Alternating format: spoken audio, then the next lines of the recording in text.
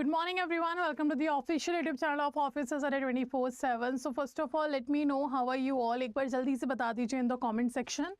How are you all, and also let me know is audio video both are okay, are we good to go? एक बार जल्दी से comment section में बता देंगे audio video दोनों ठीक है। चलो तो लेट्स स्टार्ट। आज का जो सेशन है यहाँ पे हम एक नई सीरीज स्टार्ट कर रहे हैं। एज यू नो कि हम 45 यूनिट जो है वो पूरी कंप्लीट कर चुके हैं। तो जो लक्ष्य सीरीज हम लेकर आए थे उसमें हर दिन एक पर्टिकुलर यूनिट को हमने डिस्कस किया था और बेसिक क्वेश्चंस के साथ वो पर्टिकुलर 45 यूनिट्स IEIFS में हम कवर कर चुके हैं। आज जो हम स्टार्ट करने जा रहे हैं this is the new series जहाँ पे आपको एडवांस क्वेश्चंस देखने को मिलेंगे। तो फर्स्ट ऑफ ऑल अगर मैं सीरीज के बारे में बता दूं तो जीत बैच जो आपका आ रहा है उसी से रिलेटेड आपकी ये सीरीज है। इस सीरीज में हम करेंगे क्या, एडवांस क्वेश्चंस को प्रैक्टिस करेंगे।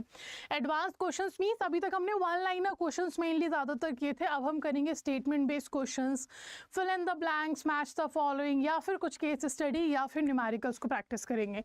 तो ये जो पर्टिकुलर सेशन है ये आपका आज का पहला सेशन है, मतलब जो जीत बैच है। बाकी सब्जेक्ट की सीरीज ऑलरेडी आई थिंक 2 या 3 दिन से स्टार्ट हो चुकी है और आई गेस मंडे से स्टार्ट हुई है, बट मैं आज स्टार्ट करने जा रही हूँ इस सीरीज़ को। तो ये हमारी पहली क्लास है और what I am doing here, मैं स्टार्ट कर रही हूँ आपका IEIFS subject in this Jeet batch series जो कि आज से स्टार्ट हो रहा है। और Indian economy, Indian financial system में मैं स्टार्ट कर रही हूँ मॉड्यूल डी से। सबसे पहले मैं किसको डिस्कस करूँगी, I will be discussing module D. जैसे कि आप यहाँ पे देख सकते हो मॉड्यूल डी जो है आपका, इसका वेटेज पेपर में सबसे ज़्यादा है बिकॉज नंबर ऑफ यूनिट सबसे ज़्यादा है, बिकॉज सिलेबस सबसे ज़्यादा है। जब सिलेबस सबसे ज़्यादा है, कंटेंट सबसे ज़्यादा है, तो ज़्यादातर क्वेश्चंस बनने के चांसेस भी यहाँ से। तो मॉड्यूल डी से हम स्टार्ट करेंगे। यूनिट नंबर 29 से लेकर यूनिट नंबर 45 तक आपकी इस यूनिट या फिर मैं बोल सकती हूँ मॉड्यूल जो है वो चलेगा। अब फाइनेंशियल मार्केट, मनी market, capital market, stock exchange, fixed income market जहाँ पे डेट और बॉन्ड मार्केट आ जाता है हमारा, foreign exchange market, interconnectedness of market and market dynamics, merchant banking services, derivative market, factoring, forfaiting, trade receivable discounting system.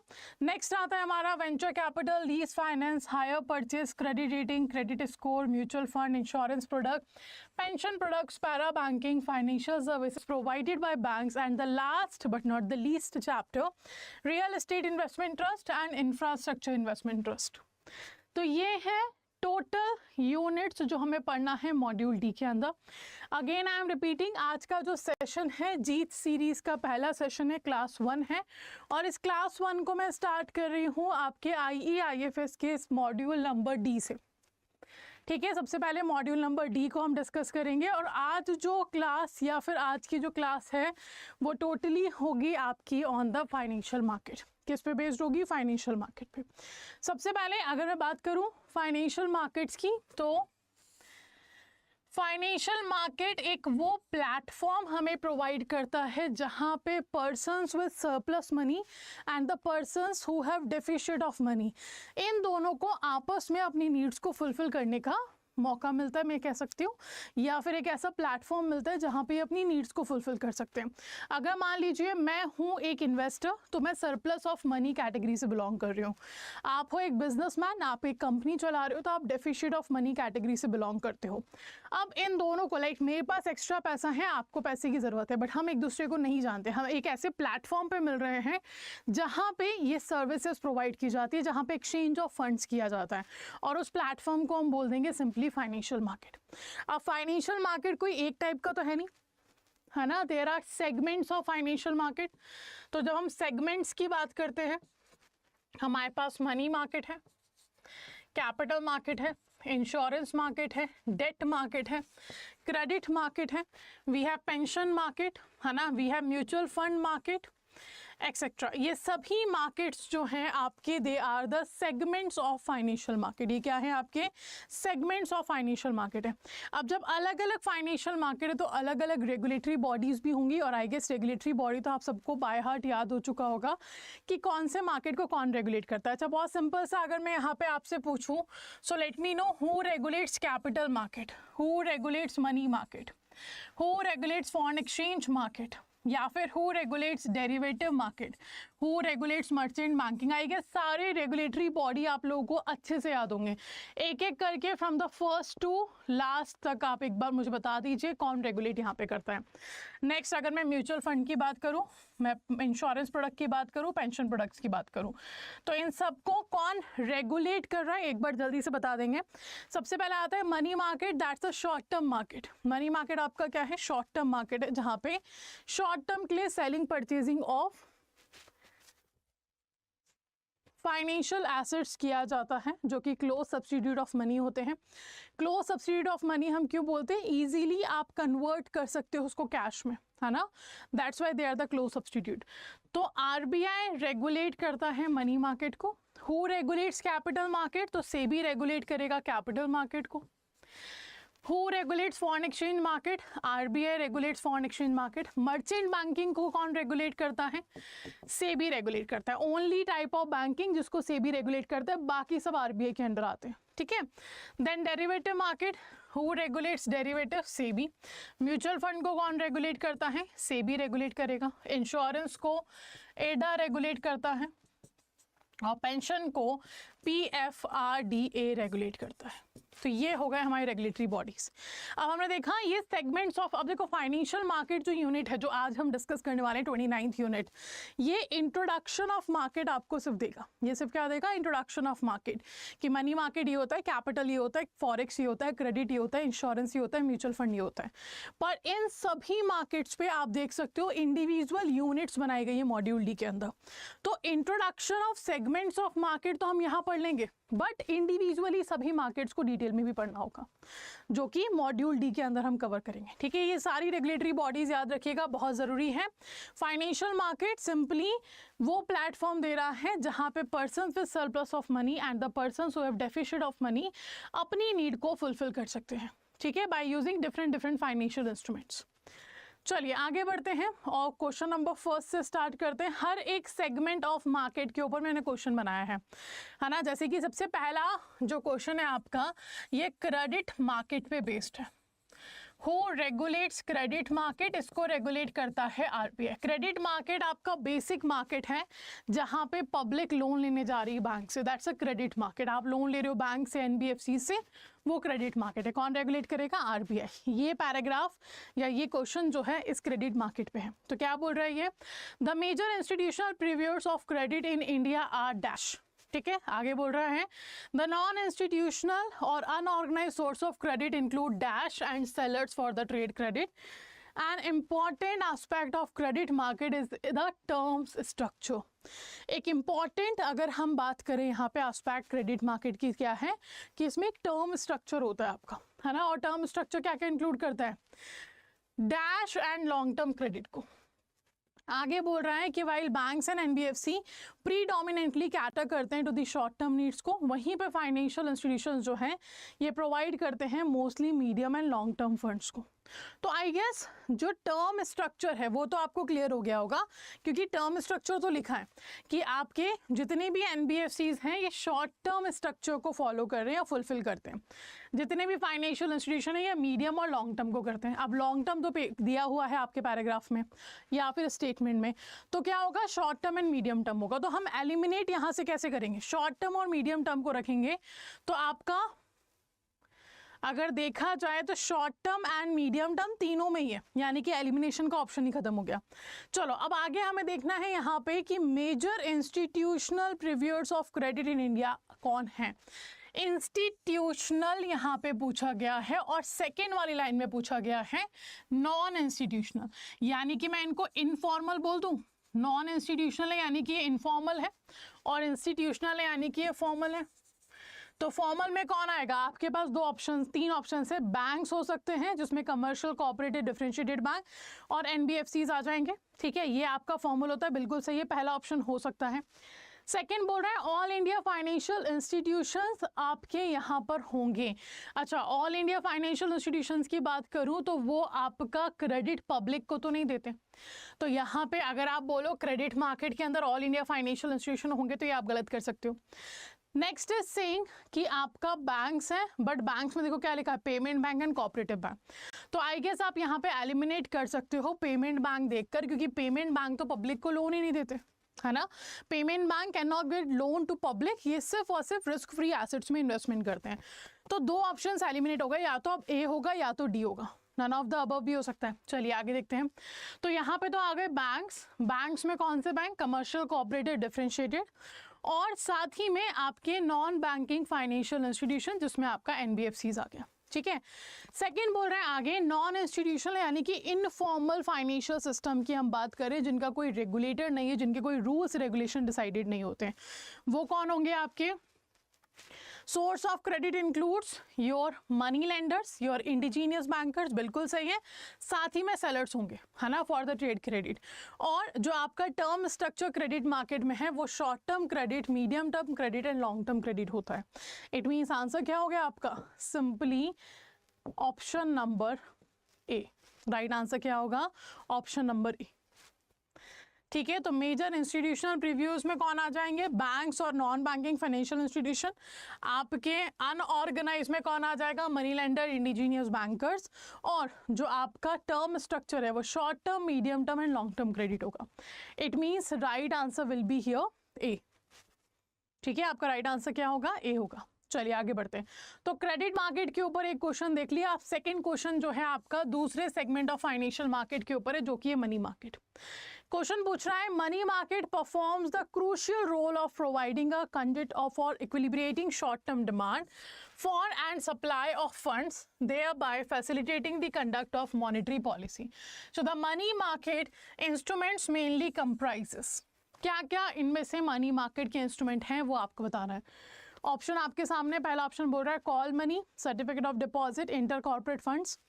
Second बोल रहा है treasurable, other short term government security transaction. Third बोल रहा है repos, bankers acceptance, commercial bills, commercial paper. और fourth बोल रहा है डी। बताइए क्या होगा आंसर, ए, बी, सी और डी, इनमें से कौन मनी मार्केट का आपका इंस्ट्रूमेंट है।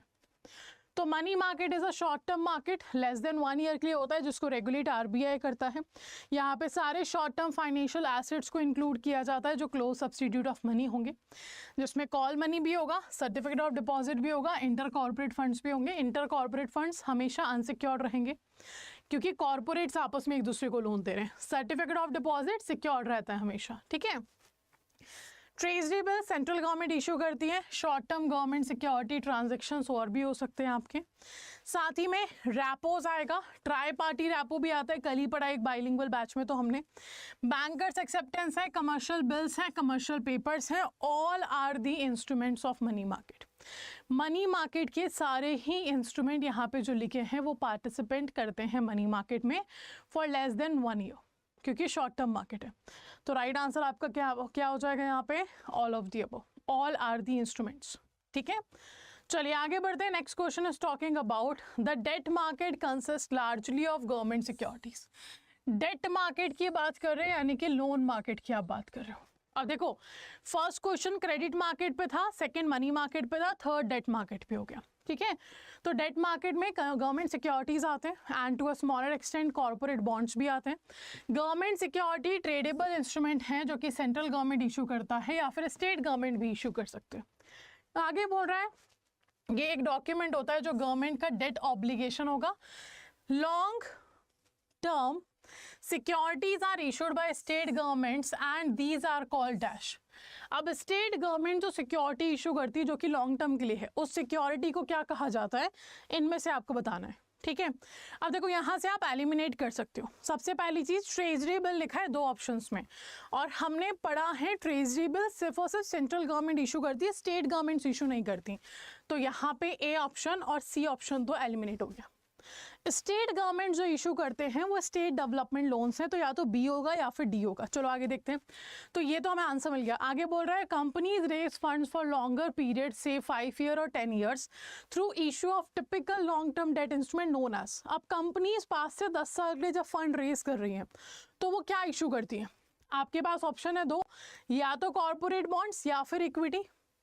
अब देखो इक्विटी का कोई मेच्योरिटी पीरियड नहीं होता कि आप 5 साल के लिए, इक्विटी मीन शेयर्स, आप 5 साल के लिए 10 साल के लिए लेकर आ रहे हो। आप जब डेट इंस्ट्रूमेंट की बात कर रहे हो तो डेट में तो इक्विटी पार्टिसिपेंट ही नहीं होता। क्यों नहीं होता? क्योंकि इक्विटी में जब भी आप शेयर्स इशू कर रहे हो तो आप ओनरशिप शेयर कर रहे हो, आप पार्टनरशिप शेयर कर रहे हो। Profit and loss will depend on the companies profit and loss, तो यानी कि ये तो हो ही नहीं सकता। तो हमें आंसर मिल गया आपका क्या? B option.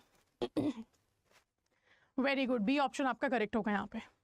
ठीक है, तो right answer is B option. State government निकाल रही है स्टेट डेवलपमेंट लोन, कॉर्पोरेट्स निकालते हैं कॉर्पोरेट बॉन्ड्स, और कंपनी जो कि इंफ्रास्ट्रक्चर प्रोजेक्ट के लिए इशू करती हैं सिक्योरिटीज जहां से वो लोन उठा रही हैं, वो क्या हो गए? डिबेंचर्स।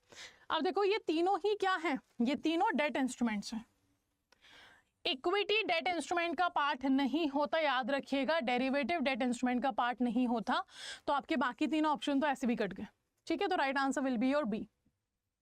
चलिए, तो ये था हमारा थर्ड क्वेश्चन डेट मार्केट के ऊपर। नेक्स्ट क्वेश्चन आता है आपका फॉरेन एक्सचेंज मार्केट के ऊपर, यानी कि fourth segment of financial market के ऊपर। अब foreign exchange market regulate RBI करता है, हम पढ़ चुके हैं। Foreign exchange market consist of bank जिसमें ऑथराइज डीलर आएंगे, customers and RBI. The forex market in India develop practically only after dash. अब अगर आपको याद है कौन से ईयर में हुआ है तो आप यहाँ पे एलिमिनेट कर सकते हो ऑप्शंस को। ठीक है, आपसे पूछा जा रहा है कि फॉरेक्स मार्केट जो है इंडिया में डेवलप हुआ है प्रैक्टिकली ओनली आफ्टर व्हाट? 1999 या 1978 या नन ऑफ द अबव। चलो ईयर हमें याद नहीं है, आगे बढ़ते हैं। Prior to that banks were, उसके पहले जब भी ये स्टार्ट हुआ है उसके पहले banks were permitted to conduct only merchant transaction in their cover operation. In the same year, banks were permitted by RBI to take trading position. ठीक है, अभी तक हमें आंसर नहीं मिला क्योंकि हमें ईयर याद नहीं था, मान लीजिए। अब देखो यहाँ पे एक और चीज आएगी, पोस्ट लिबरलाइजेशन। लिबरलाइजेशन कब हुआ? 1991 में, उसके बाद की हम बात कर रहे हैं। In 1990s also the economy was open to a great extent and India became practically convertible on dash account. अब यहाँ से आप एलिमिनेट कर सकते हो ऑप्शन को, या तो कैपिटल अकाउंट होगा या तो करंट अकाउंट होगा। अब सबसे पहली चीज, इंडिया ने प्रैक्टिकली कन्वर्टिबल हो चुका है इंडिया, यानी कि फुली कन्वर्टिबिलिटी अलाउ कर दी गई है। अब बैलेंस ऑफ पेमेंट में 3 टाइप के अकाउंट्स होते हैं, आपके सिलेबस में 2 ही है, मैंने आपको बार बार बताया है, एक करंट है और एक कैपिटल अकाउंट है। कैपिटल अकाउंट फुली कन्वर्टिबल नहीं होता, करंट अकाउंट आपका फुली कन्वर्टिबल है, यानी कि कैपिटल का ऑप्शन हम एलिमिनेट कर देते हैं। ठीक है, या तो बी हो सकता है या सी हो सकता है या फिर डी हो सकता है। अब आगे देखो, आपका बोल रहा है this led to increasing turnover in the forex which rose from approximately $6 billion जो डेली हुआ करता था 2000 में, वो बढ़कर अब $70 बिलियन एट प्रेजेंट हो चुका है। तो यहाँ पे आपको आंसर पता करने के लिए क्या पता होना चाहिए, कौन से ईयर में एक्चुअली ये स्टार्ट हुआ। तो ये हुआ था 1978 में। कब हुआ था? 1978 में, यानी कि सी ऑप्शन आपका सही हो जाएगा।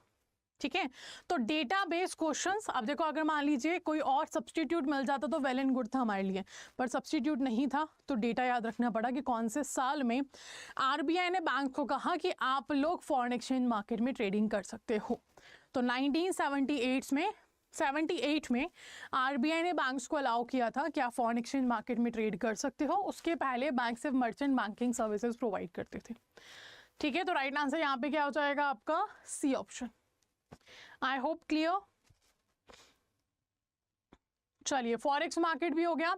नेक्स्ट मार्केट के आप ऊपर आ जाते हैं, दैट्स अ डेरिवेटिव मार्केट। अब आपको बताना है कौन सा स्टेटमेंट इनमें से करेक्ट है, कौन सा स्टेटमेंट डेरिवेटिव मार्केट को लेके करेक्ट है। तो डेरिवेटिव क्या है? एक प्रोडक्ट जिसकी वैल्यू हम अदर वेरिएबल से ड्राइव करते हैं। याद रखिएगा, डेरिवेटिव खुद अपनी वैल्यू लेकर नहीं चल रहा, डेरिवेटिव की वैल्यू हमेशा ड्राइव की जाएगी अदर वेरिएबल्स के थ्रू। ठीक है, तो यहाँ पे पहला स्टेटमेंट बोल रहा है its value changes in response to the change in specified interest rate, security price, commodity price, foreign exchange rate, index of price और रेट, क्रेडिट रेटिंग और क्रेडिट इंडेक्स और सिमिलर वेरिएबल जिसको हम अंडरलाइंग एसेट बोलते हैं। तो derivative is a product whose value is drive from basic variable called the underlying asset. तो I guess ये स्टेटमेंट तो बिल्कुल सही है। आप किसी और से डेरिवेटिव की वैल्यू निकाल रहे हो और जिससे भी निकाल रहे हो उसको हम बोलते हैं अंडरलाइंग एसेट। तो पहला स्टेटमेंट तो करेक्ट है। Second is saying it requires high initial net investment relative to other types of contract that have a similar response to changes in market condition. अब अगर आप डेरिवेटिव में मार्केट में जा रहे हो तो इसको हाई इनिशियल नेट इन्वेस्टमेंट चाहिए, नहीं, इसको जीरो या फिर मिनिमम इनिशियल नेट इन्वेस्टमेंट चाहिए होता है, हाई नहीं चाहिए होता, मिनिमम या फिर जीरो। तो यानी कि सेकेंड स्टेटमेंट तो गलत है, फर्स्ट सही है, ठीक है। Third is saying it is settle at a future date, ये हमेशा याद रखिएगा, डेरिवेटिव हमेशा फ्यूचर पर सेटल होता है, प्रेजेंट में नहीं होता, हमेशा फ्यूचर में सेटल होगा, ठीक है। चलिए ये तो सही है। In India different derivative instruments are permitted regulated by various regulator like RBI, से भी बिल्कुल सही है। आरबीआई और से भी अलग अलग इंस्ट्रूमेंट को अलग अलग रेगुलेटरी बॉडीज यहाँ पे रेगुलेट कर रही हैं। फिफ्थ इज सेइंग, अब देखो अगर सेकेंड गलत है तो ए तो नहीं हो सकता क्योंकि हमसे पूछा है करेक्ट, ठीक है। चलिए आगे देखते हैं, और सी भी नहीं हो सकता, या तो बी होगा या तो डी होगा। आगे देखो क्या बोल रहा है हमें यहाँ पे। Next is saying derivatives are two different types. First is over the counter जिसमें फ्यूचर कॉन्ट्रैक्ट, इंटरेस्ट रेट आते हैं, स्वैप आते हैं, एक्सचेंज, और सेकंड एक्सचेंज ट्रेडेड डेरिवेटिव जिसमें फॉरवर्ड और ऑप्शन आते हैं। फर्स्ट ऑफ ऑल अगर मैं बात करूँ यहाँ पर एक्सचेंज ट्रेडेड डेरिवेटिव की या ओवर द काउंटर डेरिवेटिव, ये दो टाइप तो बिल्कुल सही है। ओवर द काउंटर डेरिवेटिव्स ऐसे डेरिवेटिव्स आपके होते हैं जहां पे दो पार्टीज आए आपस में सेलिंग और परचेजिंग की बात कर रहे हैं ऑन अ फ्यूचर डेट, कोई मीडिएटर नहीं होता, वो ओवर द काउंटर है। और इसीलिए यहाँ पे काउंटर पार्टी रिस्क हमें देखने को मिलती है। Counter party risk mean simply कि हो सकता है इन फ्यूचर इन दो पार्टी में से कोई एक पार्टी जो है वो मर जाए आपका सर्विस देने को या कॉन्ट्रैक्ट को खत्म करने को, कंप्लीट करने को, आई गेस, है ना। और साथ ही में एक्सचेंज ट्रेडेड डेरिवेटिव में आपका एक मीडिएटर बन जाता है, और वो जो मीडिएटर होता है वो होता है आपका stock exchange. Stock exchange means BSc हो सकता है, एनएससी हो सकता है, मल्टी कमोडिटी एक्सचेंज हो सकता है, यानी कि एक्सचेंज ट्रेडेड डेरिवेटिव्स में मीडिएटर है। और जब मीडिएटर हैं तो आपकी जो काउंटर पार्टी रिस्क है वो नहीं होती। तो यहाँ पे आधी चीज तो सही है, आधी चीज गलत लिखी है। अगर आप बात कर रहे हो ओवर द काउंटर की, तो ओवर द काउंटर में फ्यूचर की जगह आना था forward, because forward contracts risky होते हैं और फ्यूचर किसका पार्ट है, एक्सचेंज ट्रेडेड डेरिवेटिव का। तो आपका टाइप तो सही बताएं, पर एग्जांपल जो फ्यूचर और फॉरवर्ड को है वो इंटरचेंज कर दिया, यानी कि फिफ्थ भी गलत है। तो आंसर होगा all except second and fifth. Second और फिफ्थ रॉन्ग है, बाकी सब करेक्ट है। So right answer will be your D. अब आप देखो मैंने कुछ नहीं किया, सिंपली आपकी बुक के अंदर डेरिवेटिव मार्केट को डिफाइन किया हुआ था जो IIBF ने दी है, उसी बुक से उस पैराग्राफ को मैंने 5 स्टेटमेंट में कन्वर्ट किया और स्टेटमेंट बेस्ड क्वेश्चन आपको दे दिया। अब इसका आंसर आप कब कर पाओगे, जब आप ये माइनर सी चीज़ों को पकड़ पाओगे। क्या माइनर चीज़, कि यहाँ पे हाई इनिशियल इन्वेस्टमेंट लिखा है, गलत है, जीरो या मिनिमम होता है। दूसरा, आपको एग्जाम्पल देखना पड़ेगा कि आपका ओवर द काउंटर का फ्यूचर एग्जाम्पल दिया गलत है, एक्सचेंज ट्रेडेड का फॉरवर्ड का एग्जाम्पल दिया गलत है। सो ये माइनर सी जो चेंजेस हैं अगर आप ये पकड़ पा रहे हो तो ही आप सही आंसर दे पाओगे, अदरवाइज नो। और इसके लिए आपको प्रॉपर स्टडी करना पड़ेगा बुक को, एक एक वर्ड को अच्छे से समझना पड़ेगा। अगर बिना समझे सिर्फ रटेंगे तो आंसर नहीं दे पाएंगे। चलिए नेक्स्ट आता है नेक्स्ट टाइप ऑफ मार्केट, जो कि है आपका कैपिटल मार्केट। रेगुलेट से भी करता है। Capital market is a market for long-term equity and debt. The capital market provide long-term debt and equity finance for the government and the corporate sector. By what? By facilitating availability of long-term finance, the capital market mediates between the conflicting maturity preferences of lenders and borrowers. So the capital market also facilitates the dispersion of business ownership and reallocation of the financial resources among the corporation and industry. ठीक है, ये तो बिल्कुल सही है। और paragraph हमें दिया है कैपिटल मार्केट के बारे में, और इसी के ऊपर क्वेश्चन पूछ लिया। क्या पूछा, in both equity and debt there exists dash and dash capital market. तो कैपिटल मार्केट इंक्लूड्स बोथ, ये आपका इक्विटी को भी इंक्लूड करता है, डेट को भी इंक्लूड करता है। इक्विटी इंक्लूड कर रहा है यानी कि शेयर्स इशू करके मार्केट से पैसा लेकर आ रहा है। डेट मतलब बॉन्ड्स डिबेंचर्स इशू करके मार्केट से पैसा ला रहा है। डेट मतलब लोन हो गया, एक फिक्स मैच्योरिटी पीरियड के बाद फिक्स रेट ऑफ इंटरेस्ट पे लौटाना पड़ेगा ही। इक्विटी मीन्स शेयर ओनरशिप हो गई, जो कि आप depends on the profit and loss of a company. ठीक है, ये चीज़ हमने देख लिया। अब यहाँ पे पूछा है कि इक्विटी और डेट मार्केट में जो कैपिटल मार्केट है दो टाइप के हैं। क्या है वो, primary secondary, secondary primary, equity bond और नन ऑफ द अबव। अच्छा, एक गड़बड़ थोड़ी सी हो गई है यहाँ पे, दोनों ही स्टेटमेंट सही है, मतलब ऑप्शन सही है ए और बी। प्राइमरी सेकेंडरी बोलो या सेकेंडरी प्राइमरी बोलो, एक ही बात है। तो ए और बी दोनों ही सही है, और मैंने आपको बताया भी है कैपिटल मार्केट में ट्रेडिंग के दो तरीके हैं, एक प्राइमरी मार्केट, एक सेकेंडरी मार्केट। प्राइमरी मतलब फ्रेश इशू मार्केट या फर्स्ट इशू मार्केट भी हम इसको बोलते हैं, जब भी कंपनी इशू करती है शेयर्स को, that's a primary market. Secondary market, market of existing security, वो सिक्योरिटीज जो ऑलरेडी मार्केट में अवेलेबल हैं उन्हीं की ट्रेडिंग फिर से की जा रही हैं, वो आपका कहलाता है सेकेंडरी मार्केट। दोनों चीज़ें मैं आपको बता चुकी हूँ, पहले बहुत बार पढ़ चुके हैं हम। तो राइट आंसर ए और बी दोनों होगा, है ना, बस इंटरचेंज मैंने कर दिया, ए और बी दोनों आपके राइट आंसर है। प्राइमरी और सेकेंडरी दो टाइप्स होते हैं, याद रखिएगा। चलिए, कैपिटल मार्केट का भी एक क्वेश्चन हो गया। आते हैं नेक्स्ट इंश्योरेंस मार्केट के ऊपर। एडा लिखा हुआ है तो मैं समझ गई हूँ कि इंश्योरेंस के ऊपर आपका क्वेश्चन होगा। चलो देख लेते हैं क्या बोल रहे हैं। In an increasingly competitive economy the need for insuring against risk is well recognised. Okay, in India the insurance industry is broadly classified into life insurance, non life insurance। ठीक है, बिल्कुल सही है। In the wake of financial liberalisation जो 1991 में हुआ था, early 90s the committee on review of insurance sector, जिसके चेयरमैन डैश आपको बताने कौन थे, recommended in 1994 the opening up of insurance sector to private participant और institution of a separate regulatory development authority, जहां पर एडा एक्ट को एनैक्ट किया गया डैश ईयर्स में, and separate insurance and regulatory development authority को सेटअप किया गया। तो दो चीज़ें आपको बतानी है, किस कमिटी ने यहाँ पे कहा गया कि प्राइवेट प्लेयर्स को लेकर आओ, किसने रेकमेंड किया, उसके चेयरमैन कौन थे कि प्राइवेट प्लेयर्स आपका आना चाहिए इंश्योरेंस मार्केट में, it will be good for the market. Liberalisation के बाद ये कहा, क्योंकि आपको याद होगा लिबरलाइजेशन में कहा गया था रूल्स रेगुलेशंस रेस्ट्रिक्शंस को ईज कर दो, आसान कर दो, आसानी से बिजनेस हो सके, आसानी से लोग काम कर सके, उसके लिए आपको रूल्स रेगुलेशंस को हटाना है। तो सेम थिंग कहा गया आपका किसके अंदर, इंश्योरेंस मार्केट में, पर किस कमिटी ने कहा। तो एक चीज मैं आपको बोलती हूँ, इंश्योरेंस होगा तो मल्होत्रा कमेटी होगी, इंश्योरेंस होगा तो मल्होत्रा कमेटी होगी, ये याद रखिएगा। राइट आंसर होगा ए। ठीक है, जैसे ही वेंचर कैपिटल होगा तो वेंचर कैपिटल में भट्ट कमेटी होगी, ये कंफर्म है। अगर self help group bank linkage programme होगा, एसके कालिया कमेटी होगी। ये कुछ लिमिटेड कमेटीज हैं जो एक या दो काम के लिए बनाई गई थी। अब रंगराजन कमेटी तो 50 चीज़ों के लिए बनाई गई है, नरसिम्हन कमेटी भी 50 चीज़ों के लिए बनाई गई है, पर जो ऐसी कमेटीज़ हैं जो एक या दो, जैसे गार्डगिल स्टडी ग्रुप है, लीड बैंक स्कीम के लिए बनाया गया, तो ये लिमिटेड जो है इनको याद रखिएगा। तो इंश्योरेंस है तो मल्होत्रा कमेटी तो होगी ही होगी, यानी कि मल्होत्रा, मिस्टर RN मल्होत्रा इसके चेयरमैन थे, और एडा का एक्ट जो आया है वो 1999 में आया। तो right answer will be your A. ये हो गया हमारा इंश्योरेंस मार्केट भी। नेक्स्ट आता है क्वेश्चन आपका म्यूचुअल फंड के ऊपर, है ना। अब आपको बताना है कौन सा स्टेटमेंट जो है वो म्यूचुअल फंड को लेकर करेक्ट है। 5 स्टेटमेंट्स हैं आपके सामने।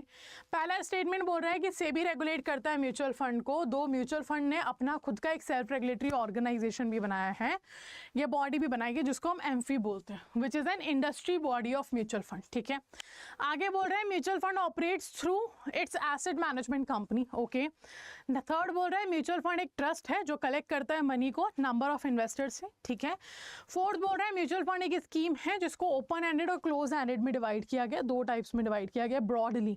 ऐसे तो काफी सारे टाइप्स होते हैं आपके, है ना।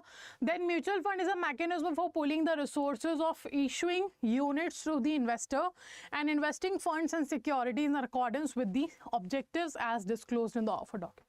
बताइए क्या होगा आंसर। 1, 2, 3, 2 and 4, 1 and 5 और ऑल आर करेक्ट।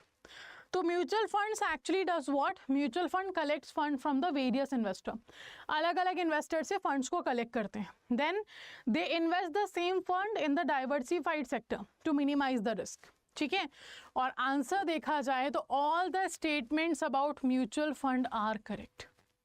सारे ही स्टेटमेंट म्यूचुअल फंड को लेके बिल्कुल करेक्ट हैं आपके, तो राइट आंसर हो जाएगा आपका ऑल आर करेक्ट। ठीक है, राइट आंसर क्या है, all are correct, all the statements are correct here. चलिए आगे बढ़ते हैं। तो जितने भी फाइनेंशियल मार्केट थे हमारे हमने कवर कर लिए। क्रेडिट हो गया, डेट हो गया, मनी हो गया, कैपिटल हो गया, इंश्योरेंस हो गया और डेरिवेटिव हो गया, ये सब हमने कवर कर लिए टाइप्स ऑफ मार्केट। अब बात आती है फाइनेंशियल मार्केट के फंक्शंस क्या क्या है। Which of the following is are the function of financial market? Price determination करना, फंड्स मोबिलाइज करना, लिक्विडिटी लेकर आना, रिस्क शेयर करना, इजी एक्सेस देना, रिडक्शन इन ट्रांजैक्शन कॉस्ट, ठीक है, एंड कैपिटल फॉर्मेशन करना। इन 7 में से कौन से ऐसे फंक्शन है जो फाइनेंशियल मार्केट परफॉर्म करता है? Which of the following is are the function of financial market? इनमें से कौन सा फाइनेंशियल मार्केट का फंक्शन है ये आपको बताना है। A, B, C और D। Only 2, 3, 4, only 4, 5, 7, all are correct, all except 6।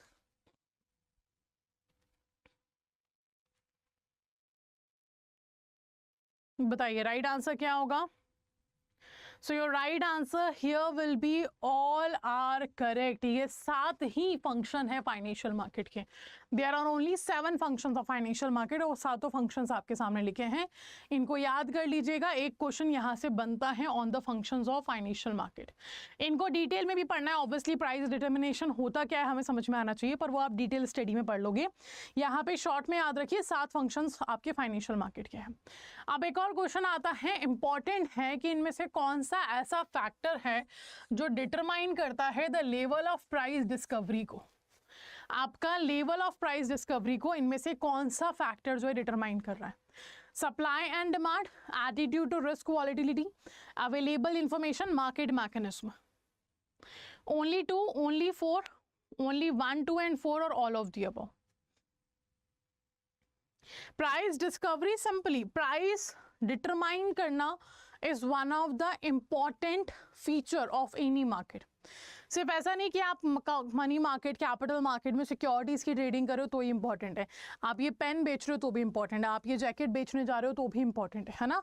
So price decide करना एक बहुत इंपॉर्टेंट रोल होता है किसी भी प्रोडक्ट मिक्स का, है ना, जिसको 4 P's ऑफ मार्केटिंग हम बोलते हैं। सो सप्लाई डिमांड, एटीट्यूड क्या है उसको लेकर, अवेलेबल इंफॉर्मेशन क्या है, मार्केट मैकेनिज्म क्या है, ये सारे ही फैक्टर जो हैं वो डिटरमाइन करते हैं लेवल ऑफ प्राइस डिस्कवरी को। Very good Rajesh sir. तो राइट आंसर आपका क्या हो जाएगा? D. All are the number of factor जो कि डिटरमाइन करेंगे प्राइस डिस्कवरी को। ठीक है, चलिए तो ये थे हमारे फाइनेंशियल मार्केट यूनिट नंबर 29 के ऊपर बेस्ड क्वेश्चंस। अच्छा, अगेन जितने भी लोगों ने लेट ज्वाइन किया है मैं उनको बता दूं, ये सीरीज़ जो है नई स्टार्ट हुई है, आज हमारी पहली क्लास है। आज की क्लास में जो हमने डिस्कशन किया है, ये डिस्कशन हमने किया है अबाउट योर यूनिट नंबर 29 जो कि आपका मॉड्यूल डी का पार्ट है। Indian economy, Indian financial system की सीरीज़ है, ये आपका पूरा मॉड्यूल डी है। और आज मैंने मॉड्यूल डी में से यूनिट नंबर 29 की बात करी है। ठीक है, इसी तरीके से अब फिर 30, 31, 32, 33 को हम डिस्कस करेंगे। और एक काम आप ज़रूर करना, आज जाकर एक बार यूनिट नंबर 29 का जो कंटेंट है वो उठाना, और वहाँ से जितने क्वेश्चंस बन सकते थे ना, वो सारे क्वेश्चंस मैंने यहाँ पे आपको करवा दिए।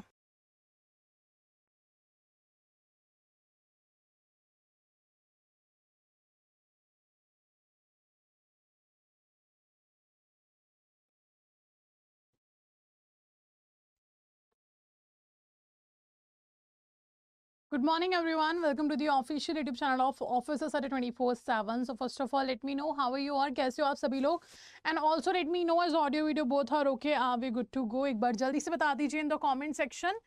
एंड एज यू नो कि हमने स्टार्ट कर दिया है आपका विक्ट्री सीरीज़, और हम कह सकते हैं इसको जीत सीरीज़। इस जीत सीरीज़ में एक्चुअली हम कर क्या रहे हैं, हम डिस्कस कर रहे हैं advance questions. Advance questions in the sense मैं बोल सकती हूँ आप लोगों से यहाँ पर कि हम स्टेटमेंट बेस्ड क्वेश्चंस को यहाँ डिस्कस करेंगे, थोड़ी लेंथी क्वेश्चंस को डिस्कस करेंगे, या फिर हम बोल सकते हैं filling the blanks match the following. वो सेम पैटर्न हम फॉलो करेंगे इस सीरीज़ के अंदर जो आपका एक्चुअल में IIBF ने मई अक्टूबर में 2023 में पूछा है। तो as we have seen May और अक्टूबर 2023 का पेपर टफ था, the same thing we are expecting tough ही होगा पेपर, है ना, ताकि इजीली निकाला ना जा सके, टफ ही होने वाला है paper. So accordingly advance questions हम प्रैक्टिस करें। आज का जो सेशन है हमारा क्लास नंबर 2 है आपका, और इस क्लास नंबर 2 में IEIFS जैसे कि आपको पता है हमने मॉड्यूल डी से स्टार्ट किया है। जिनको नहीं पता है, this is our I guess third series जो हमने स्टार्ट करी है। इससे पहले वाली सीरीज जो है वो भी अवेलेबल हैं यूट्यूब पे, आप उनको भी देख सकते हो, जहाँ पे हमने बेसिक क्वेश्चंस किए थे चैप्टर्स को समझने के लिए। वो प्लेलिस्ट आपका अवेलेबल है ऑफिसर स्टडी 24/7 यूट्यूब चैनल पे, वहाँ से जाके आप देख सकते हो। और ये जो सीरीज है ये हमने कल ही से स्टार्ट करी है। तो आज जैसे कि आप देख रहे हो सेकेंड क्लास है आपका, ठीक है, कल ही से हमने स्टार्ट किया। और इस सीरीज में मैंने स्टार्ट किया Indian economy, Indian financial system को मॉड्यूल डी के साथ। तो मॉड्यूल डी में ये सारे चैप्टर्स हैं जो हमें पढ़ने हैं, यूनिट नंबर 29 से लेकर 45 तक। और कल वाली क्लास में हमने यूनिट नंबर 29 को डिस्कस किया था। आज की क्लास में हम डिस्कस करेंगे यूनिट नंबर 30 को, जो कि है आपका मनी मार्केट। ठीक है, ये हमारा आज का चैप्टर है, दैट इज मनी मार्केट। अब अगर मैं बात करूं थोड़ी सी पहले मनी मार्केट के बारे में, तो what actually the money market is. Money market is a short term market. मनी मार्केट है क्या? मनी मार्केट आपका शॉर्ट टर्म मार्केट है। Now who regulates money market? मनी मार्केट को रेगुलेट कौन कर रहा है? आरबीआई रेगुलेट कर रहा है। तो money market is regulated by RBI. Money market एक शॉर्ट टर्म मार्केट है जहां पर शॉर्ट टर्म फाइनेंशियल एसेट्स को यूज किया जाता है शॉर्ट टर्म फंड्स रेज करने के लिए। और ये जो शॉर्ट टर्म फाइनेंशियल एसेट्स होते हैं, they are the close substitute of money. ये मनी के क्लोज सब्सटीट्यूट होते हैं। सो क्लोज सब्सटीट्यूट होने का मतलब आप इनको इजीली कन्वर्ट कर सकते हो मनी में, that's the meaning of close substitute of money. चलिए, तो यहाँ पे अगर हम बात करें मनी मार्केट की, तो मनी मार्केट सिंपली आपका ऐसा मार्केट है जिसको आरबीआई ने इंट्रोड्यूस किया है। शॉर्ट टर्म का मार्केट है लेस देन 1 ईयर, ठीक है, 364 डेज तक इसका ड्यूरेशन होता है। मनी मार्केट चैप्टर को जब हम डिटेल में पढ़ेंगे, जो कि बहुत ज़रूरी है, एक चीज़ मैं आपको पहले बता दूँ कि only watching these YouTube sessions are not going to help you to clear the paper. YouTube session के साथ साथ कॉन्सेप्चुअल अंडरस्टैंडिंग बहुत ज़रूरी है। जब तक आप कॉन्सेप्ट्स को अंडरस्टैंड नहीं करोगे तब तक पॉसिबल नहीं है कि आपका पेपर जो है वो क्वालिफाई हो जाए। तो इट्स वेरी इंपॉर्टेंट कि आप कॉन्सेप्चुअल स्टडी साथ साथ करते रहें। और उसी के लिए if you are looking for a dedicated batch ना, तो आपका मंजिल बैच जो है, मंजिल बैच स्टार्ट हो रहा है 26 फरवरी से, और मैं ही स्टार्ट कर रही हूँ इस बैच को। 26 फरवरी से ये बैच स्टार्ट हो रहा है। और इस बैच में एक्चुअल में हो क्या रहा है, मैं स्टार्ट करूँगी इस बैच को 26 फरवरी से, वो भी IE एंड IFS सब्जेक्ट के साथ, है ना। सो अगर आप एनरोल करना चाहते हो तो यूज़ द कोड Y496, आपको मैक्सिमम डिस्काउंट मिल जाएगा। 26 से स्टार्ट हो रहा है, इट्स ऑलरेडी 22, है ना। तो जल्दी से यार प्रिपेयर कर लो अपने आप को कि ये बैच हमें ज्वाइन करना है। चलिए, अब मनी मार्केट को, अच्छा, कॉन्सेप्चुअल स्टडी की जब हम बात करते हैं तो मनी मार्केट के इंस्ट्रूमेंट्स को, हर एक इंस्ट्रूमेंट को इन डेप्थ स्टडी करना पड़ेगा। जैसे कि अगर मैं बोलूँ call money, notice money, term money, certificate of deposit, commercial paper, treasury bills, repo transactions और repo operations, tri party repo operations we have, है ना। Apart from that cash management bill we have etcetera. ये सभी instrument जो हैं ये money मार्केट के इंस्ट्रूमेंट, और इन सभी इंस्ट्रूमेंट्स को हमें क्या करना है, डिटेल में स्टडी करना है, बहुत ज़रूरी है। तो वो सारी चीज़ें कॉन्सेप्चुअल क्लासेस में हम करेंगे। अभी स्टार्ट करते हैं आगे सेशन को और बात करते हैं मनी मार्केट के ऊपर बेस्ड क्वेश्चंस की। ऑल्सो अगर ये सीरीज़ रेगुलर आप ज्वाइन करना चाहते हैं तो ये सीरीज़ मंडे टू सैटरडे चल रही है आपकी ऑफिसर स्टडी 24/7 यूट्यूब चैनल पे, और ये सीरीज़ का टाइम रहेगा मॉर्निंग 7:30 AM, ठीक है। तो रेगुलरली इस सीरीज़ को ज्वाइन करते रहिएगा। चलिए, पहला जो स्टेटमेंट है पूछ रहा है आपका, अच्छा, question is about the treasury bill. So treasury bills या टी बिल्स आप इसको बोल दो, एक ही बात है। ये इशू कौन करता है? सेंट्रल गवर्नमेंट इशू करती है। ये तो हम सब जानते हैं कि ट्रेजरी बिल्स कौन इशू करते हैं, सेंट्रल गवर्नमेंट इशू करती है। Now which of the following is are correct about treasury bills? इनमें से कौन सा ट्रेजरी बिल को लेके करेक्ट है? पहला बोल रहा है T-bills are money market instrument offered for the purpose of financing short-term debt obligation of the government of India, ठीक है। सेकेंड अच्छा, इसी स्टेटमेंट में आगे बोला गया कि ये 3 टाइप के होते हैं 91, 182, 364 through competitive and non competitive bidding process of auction. 3 तरीके के होते हैं, ये पहला स्टेटमेंट है। दूसरा स्टेटमेंट बोल रहा है the investment in bills may be made by any person resident in India including state governments, firms, companies, corporate bodies, institutions, trust and retail investors, ठीक है। अच्छा, थर्ड स्टेटमेंट बोल रहा है कि NRI, overseas citizen of India, foreign portfolio investors भी eligible हैं आपकी ट्रेजरी बिल में इन्वेस्ट करने के लिए, पर उनको सरकार से अप्रूवल लेना होगा और फॉरेन एक्सचेंज मैनेजमेंट एक्ट के अकॉर्डिंग ये प्रोविजंस को फॉलो करेंगे तो इन्वेस्टमेंट ट्रेजरी बिल में कर सकते हैं। अब आपको बताना है टी बिल से रिलेटेड आपका इनमें से कौन सा स्टेटमेंट करेक्ट है। ट्रेजरी बिल को लेकर इनमें से कौन सा स्टेटमेंट करेक्ट है, that you have to answer. बताइए।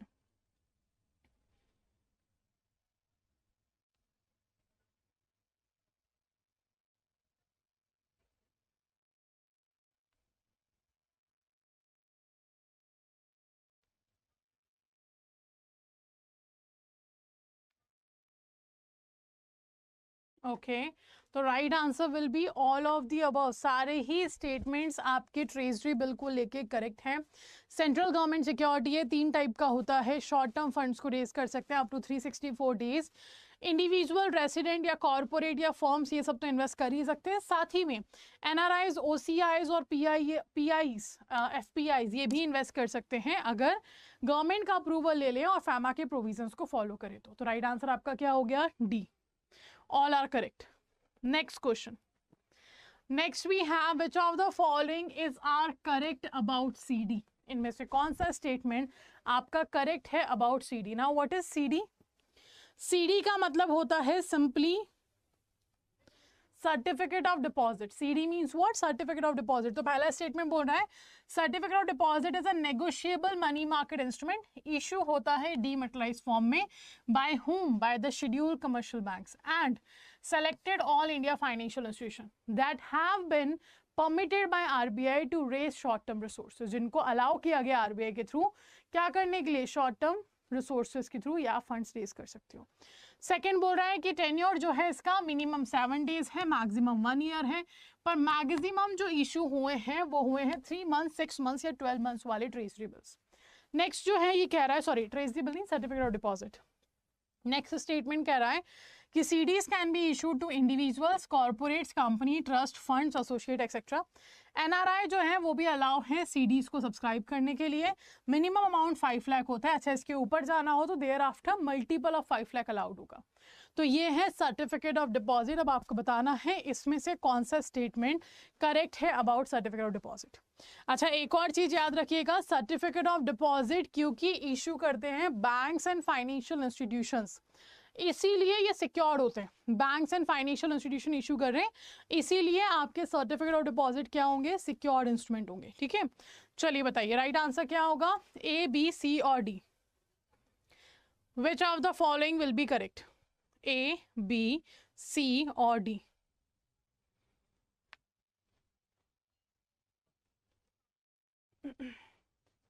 Okay, so the right answer here will be all of the above. सारे ही स्टेटमेंट जो हैं सर्टिफिकेट ऑफ डिपॉजिट को लेकर करेक्ट हैं, सिक्योर्ड होते हैं क्योंकि बैंक्स और फाइनेंशियल इंस्टीट्यूशन इशू कर रहे हैं।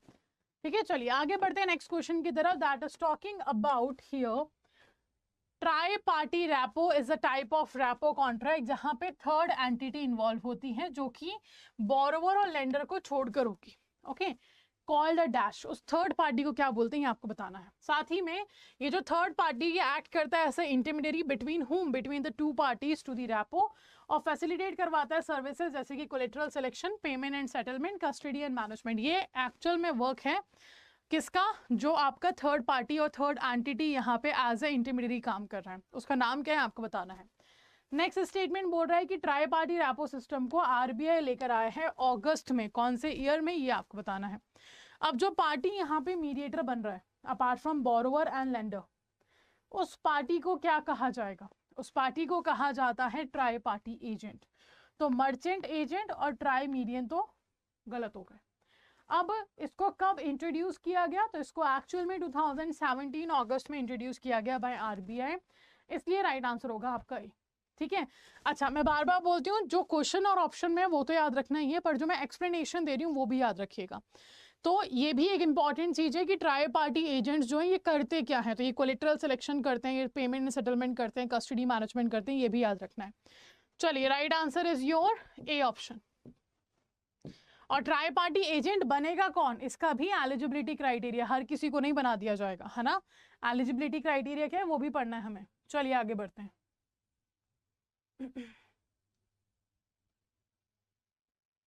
Okay, next question is about LTRO। LTRO क्या है, लॉन्ग टर्म रैपो ऑपरेशंस। अच्छा, तो मनी मार्केट के अंदर रैपो ऑपरेशंस हम पढ़ते हैं, ट्राई पार्टी रेपो पढ़ते हैं, लॉन्ग टर्म रेपो ऑपरेशंस पढ़ते हैं, और एक और है, वो क्या है हमारा targeted long term repo operations. ये क्या है देखते हैं अभी।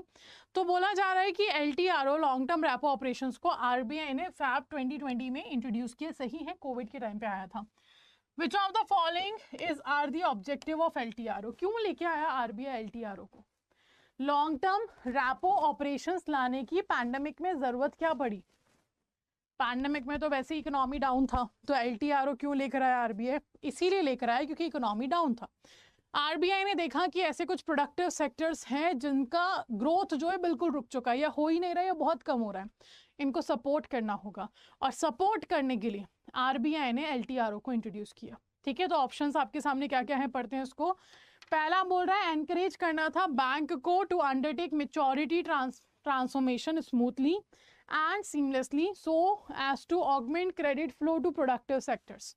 कि आपके बैंक्स को एनकरेज करना था कि मैच्योरिटी ट्रांसफॉर्मेशन को स्मूथली एंड सीमलेसली ये करें, ताकि आपका क्रेडिट फ्लो जो है प्रोडक्टिव सेक्टर्स में आसानी से पहुंचाया जा सके। Second is saying to assure banks about availability of durable liquidity at reasonable cost relative to prevailing market condition. This is also true. तो right answer आपका क्या होगा? Both. Both the statements are correct about whom? About the LTRO. ये दोनों ही objectives थे RBI के LTRO को लाने के लिए, जो कि आपका फैब 2020 में आया। नेक्स्ट क्वेश्चन की तरफ बढ़ते हैं, जो हमसे पूछ रहा है अबाउट अ कमर्शियल पेपर। तो एक चीज है यहाँ पर कि कमर्शियल पेपर अनसिक्योर्ड होते हैं। क्यों होते हैं अनसिक्योर्ड? बिकॉज कमर्शियल पेपर को इशू करते हैं कॉर्पोरेट्स। कमर्शियल पेपर क्योंकि कॉर्पोरेट इशू कर रहे हैं, इसलिए हमारे कमर्शियल पेपर जो है ये अनसिक्योर्ड इंस्ट्रूमेंट कहलाते हैं। ये क्या कहलाते हैं? अनसिक्योर्ड इंस्ट्रूमेंट कहलाते हैं। तो commercial paper is unsecured money market instrument, issue किया जाता है in form of promissory note. Minimum credit rating कितनी चाहिए? As per rating symbol and definition prescribe by SEBI. अब देखो, कमर्शियल पेपर अनसिक्योर्ड है क्योंकि कॉर्पोरेट इशू कर रहे हैं। अब इसका मतलब ये नहीं हर किसी कॉर्पोरेट को कोई भी चलती फिरती कंपनी बोलेगी हमें कमर्शियल पेपर इशू करना है तो अलाउ कर देंगे, नहीं। एक पर्टिकुलर क्रेडिट रेटिंग प्रिस्क्राइब की गई है, ये रेटिंग होनी चाहिए अगर आप कमर्शियल पेपर इशू करना चाहते हो तो। Second is saying commercial paper can be issued for maturities between a minimum of dash days and a maximum up to 1 year from the date of issue. ठीक है।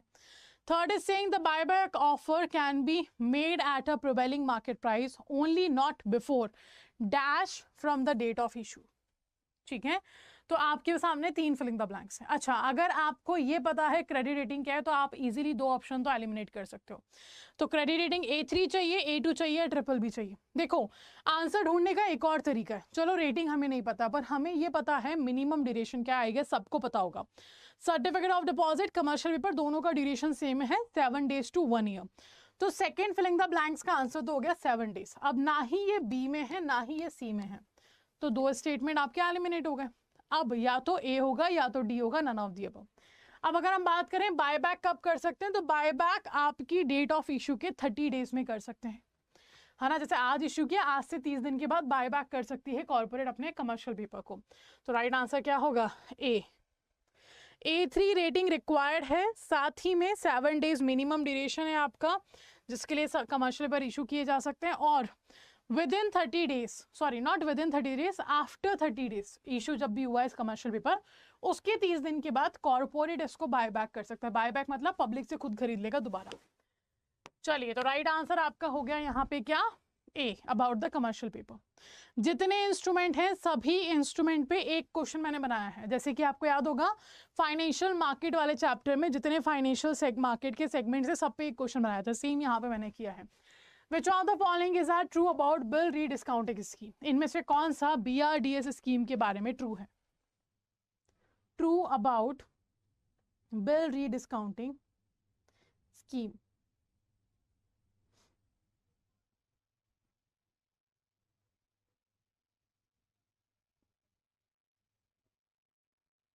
ओके, पहला बोल रहा है कि जो टेन्योर है BRDS ट्रांजैक्शन का वो 15 है मिनिमम और मैक्सिमम 90 है। सेकंड बोल रहा है ये ट्रांजैक्शन कैरीड आउट होता है ऑन अ डिस्काउंटेड बेसिस, और फॉलोइंग फीचर से फीचर क्या है कि इंटरेस्ट जो कैलकुलेट होगा एक्चुअल और 365 बेसिस पे होता है। तो इनमें से क्या लगता है आपको? A, B, C और D, कौन सा स्टेटमेंट आपका ट्रू है about the BRDS scheme, bill rediscounting scheme?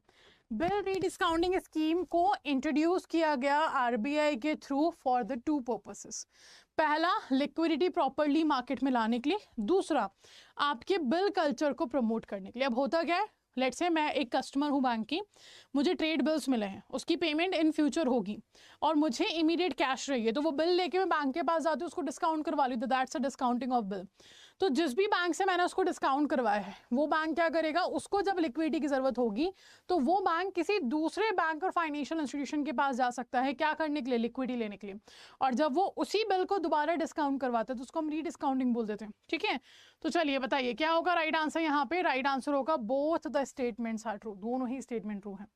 Minimum maximum duration याद रखिएगा, साथ ही में आपके जो बेसिक फीचर्स हैं वो याद रखिएगा। तो राइट आंसर है सी। नेक्स्ट क्वेश्चन टीएलटीआरओ के ऊपर है। टीएलटीआरओ क्या है, targeted long term repo operation. इसमें बोला जा रहा है कि as per the TLTRO implementation RBI conducted auction of targeted term repo, वो भी अप टू 3 years, एक्चुअल में ड्यूरेशन 1 साल और 3 साल का आपका रहेगा। ठीक है, of appropriate sizes for a total amount of up to dash crore, वो भी फ्लोटिंग रेट पे, जो आपके पॉलिसी रेट से, पॉलिसी रेपो रेट से लिंक्ड है। अब अगर आपको ये याद है कि टोटल आरबीआई ने टीएलटीआरओ के अंदर कितना पैसा, है ना, बात करी है पहुंचाने की पब्लिक तक और द प्रोडक्टिव सेक्टर्स तक with the help of rapport operations, पहले बैंक को दिया जाएगा, बैंक को बोला गया है कि आप प्रोडक्टिव सेक्टर्स में दो। अगर आपको टोटल अमाउंट पता है तो यहीं पे आपका आंसर मिल जाएगा, आगे पढ़ने की भी जरूरत नहीं है। ठीक है, चलिए सेकंड बोल रहा है फ्रॉड 4 ट्रांचेस हुए हैं टीएलटीआरओ के, और वो ऑक्शन अमाउंट जो था डैश करोड़ था हर का, ईच का, है ना, कि 4 ट्रांचेस में डैश सेम अमाउंट का आपका टीएलटीआरओ इशू किया गया। ऑन 17 अप्रैल आरबीआई ने जो टीएलटीआरओ का 2.0 है ना फेस लेकर आया था, उसका अमाउंट डैश करोड़ था।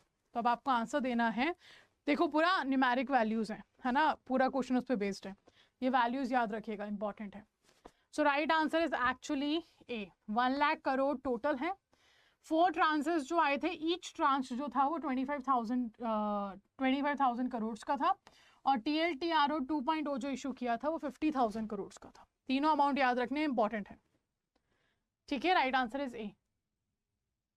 चलिए, dash is a repurchase agreement enter into between eligible counter parties for borrowing and lending of funds on a collateralised basis.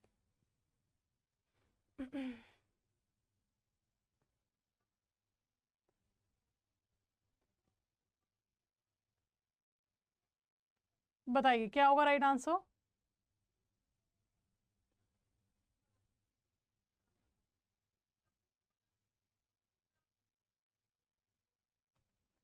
Okay, repo, reverse repo, MSF. अब देखो रीपर्चेज एग्रीमेंट लिखा है, एमएसएफ तो होगा ही नहीं ना। Right answer is actually rapport. Rapport transaction है जिसको हम रीपर्चेज एग्रीमेंट बोलते हैं, जिसमें बोरो और लेंड किया जाता है फंड को, वो भी कैसे, कोलेटरलाइज्ड बेसिस पे। लोन दे रहे हो आप तो सिक्योरिटी लेकर प्रोवाइड करोगे, तो राइट आंसर इज ए।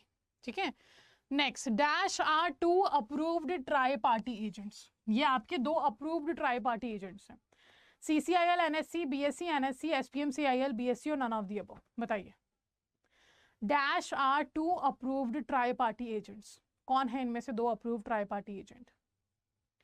और देखो एसपीएमसीआईएल की मैं बात करूं, it is security printing and minting corporation of India limited. Security printing and minting corporation of India limited, ये गवर्नमेंट ऑफ इंडिया का कॉर्पोरेशन है जो हमारे 4 प्रेस, 4 मिंट और एक पेपर मिल को सुपरवाइज करता है ना।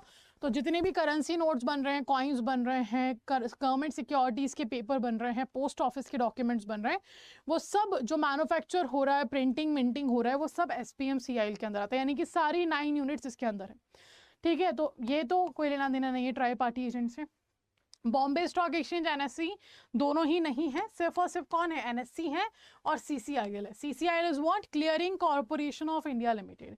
ये गवर्नमेंट ऑफ इंडिया का कॉर्पोरेशन है जो कर क्या रहा है, ये गवर्नमेंट ऑफ इंडिया का कॉर्पोरेशन है जो गवर्नमेंट सिक्योरिटीज की सेटलमेंट में हेल्प करता है आरबीआई को, साथ ही में अप्रूव्ड ट्राई पार्टी एजेंट भी है। ठीक है, so these are the 2 approved tri party agents under the tri party repo, CCIL और एनएससी। ठीक है, चलिए आगे देखते हैं। Next, Usance promissory note drawn by discounting bank against the underlying bills while rediscounting the bills, actual endorsement and delivery of these bills are not necessary.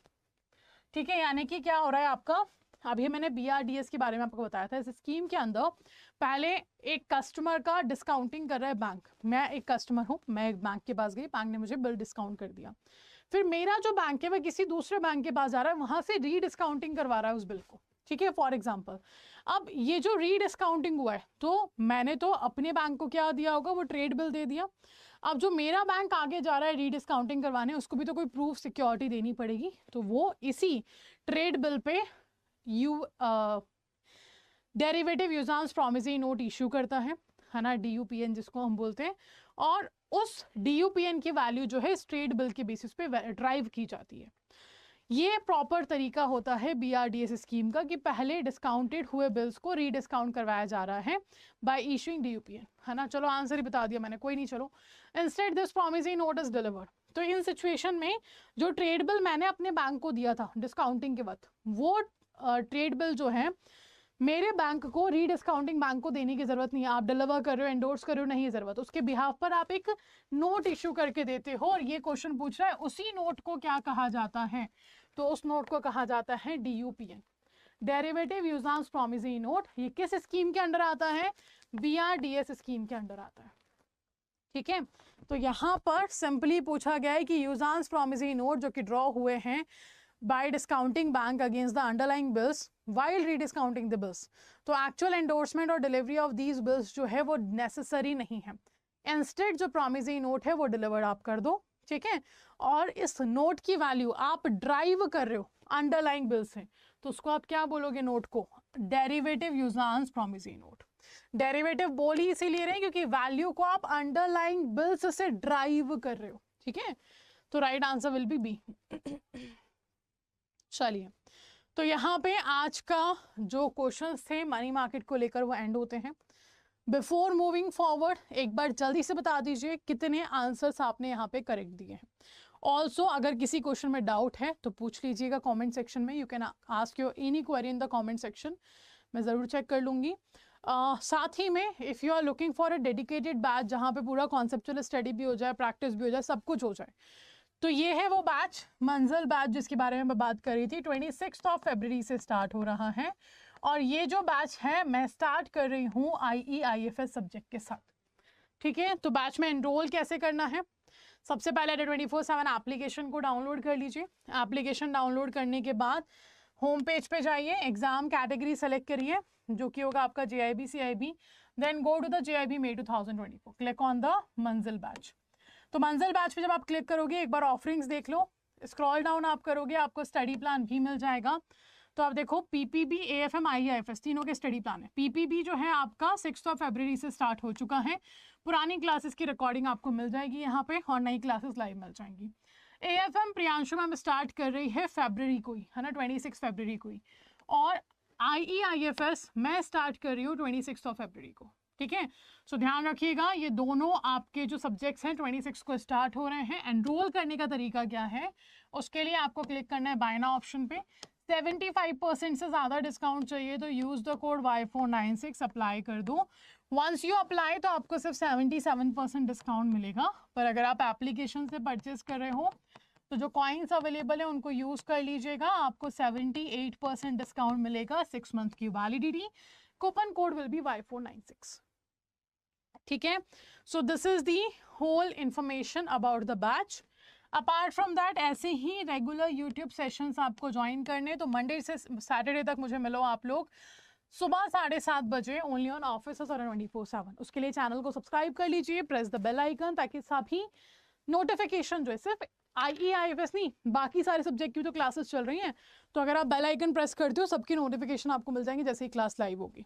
ठीक है, and this is the whole information for today. मिलते हैं कल सुबह 7:30 बजे again with the next unit number 31 के साथ हम मिलेंगे। ठीक है, चलो तो यहाँ पे एंड करते हैं सेशन को। अब अच्छा एक काम और आप कर सकते हो, जैसे मैंने बता दिया कि कल मैं 31st यूनिट जो है वो डिस्कस करूंगी, तो you can revise it by yourself. एक बार रिवाइज कर लीजिए, फिर क्लास में आइए और you will easily able to answer the questions. Okay, चलो तो let's end the session here. Thank you all for joining the session, take care, have a good day.